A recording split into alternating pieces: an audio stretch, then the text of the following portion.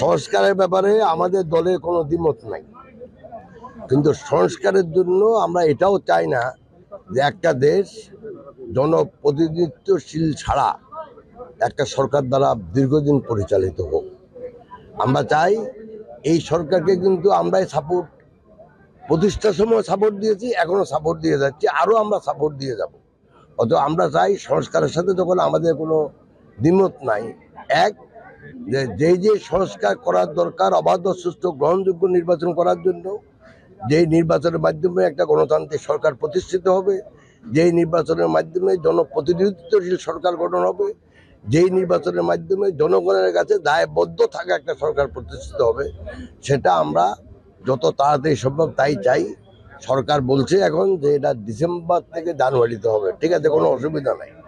কিন্তু যখন ডিসেম্বর থেকে জুন বলে তখন কিন্তু আমাদের একটু দ্বিধা লাগে। এই জন্য যে দেখেন আপনি, ফেব্রুয়ারি মাসে হলো রমজান, তারপরে হলো গরম, তারপরে হলো বৃষ্টি। অতএব যদি ডিসেম্বর এবং জানুয়ারির ভিতরে ইলেকশনটা হয়, এটা আমি মনে করি দেশের জনগণের জন্য ভালো।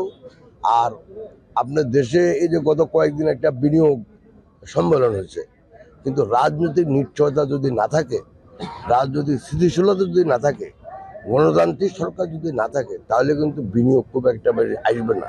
অতএব বিনিয়োগ আমারও অত্যন্ত প্রয়োজন।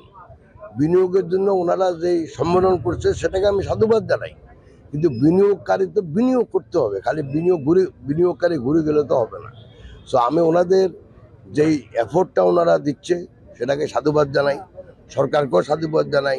তো আমরা কি চাই? আমরা দেশের অর্থনৈতিক প্রবৃদ্ধি চাই, আমরা দেশের অর্থনৈতিক উন্নয়ন চাই, আমরা মানুষের জীবনমানের উন্নয়ন চাই। এগুলি যদি আমরা করতে হয় তাহলে আমাদের বিনিয়োগ বাড়াতে হবে। বিনিয়োগ বাড়াতে হলে কিন্তু আপনাকে শেষ পর্যন্ত একটা গণতান্ত্রিক সরকার প্রতিষ্ঠা করতে হবে। আমাদের নেতাকর্মীদের একটাই মেসেজ, সেটা হলো আমরা যেন শান্ত থেকে জনগণের সাথে একসাথে কাজ করি, কোনো কিছুতে যেন জনগণ বিরক্ত না হয় আমাদের উপর, এটা হলো একটা চাই।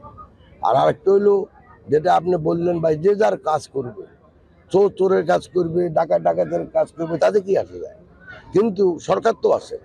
অতএব কেউ যদি দেশকে অস্থিতিশীল করতে চায়, উস্কানিমূলক কাজকর্ম করে, তাহলে সরকার তো একটা আছে, সেই সরকার বিধি অনুযায়ী, আইন অনুযায়ী ব্যবস্থা নেবে।